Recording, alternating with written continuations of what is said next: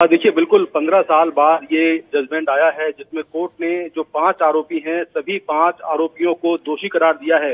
इनमें जो 4 आरोपी हैं जिसमें बलजीत मलिक है, अमित शुक्ला है और अजय कुमार है, इसके अलावा रवि कपूर है। इनको मकोका, मर्डर और अटेम्प्ट टू रोबरी में दोषी करार दिया गया है, क्योंकि अजय सेठी नाम का जो आरोपी है उसको आरोपियों की हेल्प करने में दोषी करार दिया गया है। और अब मामले की जो अगली सुनवाई है वो 26 अक्टूबर को होगी। इस फैसले के आने के बाद जो सौम्या विश्वनाथन के जो परिवार के लोग हैं, उनकी मां और पिता दोनों ही कोर्ट में थे। दोनों ने ही कोर्ट में कहा कि उनको इंसाफ मिल गया है। हालांकि इंसाफ के लिए उनको 15 साल तक इंतजार करना पड़ा, लेकिन अब उनको इंसाफ मिल गया है। सौम्या विश्वनाथन की हत्या 30 सितंबर 2008 को उस समय हुई जब वो अपने दफ्तर से अपने घर आ रही थी और नेल्सन मंडेला मार्ग पर उसको गोली मार दी गई और उसकी जो कार थी वो डिवाइडर से टकरा गई। बाद में उसके शव को बरामद किया गया, लेकिन पुलिस को इस हत्याकांड में कोई भी क्लू नहीं मिल पा रहा था। इसके बाद मार्च 2009 में एक और लड़की थी जिसका नाम था जिग्शा घोष, जो कि आईटी प्रोफेशनल थी और वो भी दफ्तर से घर आई थी। बसंत कुंज इलाके में उसका घर था। घर के बाहर से उसे किडनैप कर लिया गया और किडनैपर्स ने उसको अपने साथ वो सूरज कुंड ले गए। वहां पर उसके एटीएम से पैसे निकाले और उसके बाद गला दबाकर उसकी हत्या कर दी। तो उस मर्डर केस की जांच जब शुरू हुई तो पुलिस ने उसकी जांच में जो एक्यूज पकड़े, उन आरोपियों ने पूछताछ में कहा कि पिछले साल उन्होंने सौम्या विश्वनाथन की भी हत्या की थी और पुलिस ने बाद में वो हथियार बरामद कर लिया जिससे कि सौम्या विश्वनाथन की हत्या हुई थी।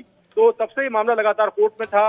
हालांकि इस केस में कोई डायरेक्ट आई विटनेस नहीं था, लेकिन जो टेक्निकल एविडेंस थे और जो सर्कमस्टेंशियल एविडेंस थे उसके बेसिस पर पुलिस ने केस को आगे बढ़ाया।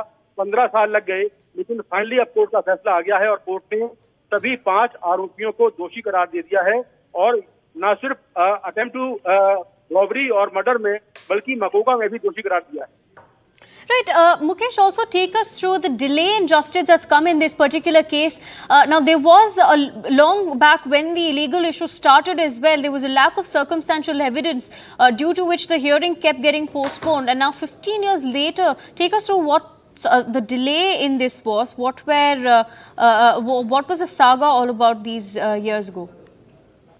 देखिए, जो आरोपी हैं उन पर और भी मामले चल रहे थे। उन पर 2-3 मर्डर केस और भी दर्ज है, उनका भी ट्रायल साथ साथ में चल रहा था।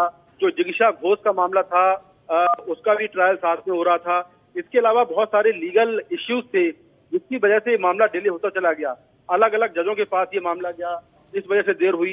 तो काफी लंबा टाइम लगा। दूसरा, इसमें जो गवाह थे वो डायरेक्ट कोई आई विटनेस नहीं था, केवल टेक्निकल एविडेंस थे। तो थोड़ा समय लगा, इसमें 15 साल का वक्त जरूर लग गया और जिसके चलते जो सौम्या के माता पिता हैं उनको काफी वेट करना पड़ा। लेकिन फाइनली कोर्ट का जजमेंट आ गया है और कोर्ट ने ये माना है कि यही वो लोग हैं जिन्होंने जिग्शा की हत्या की थी।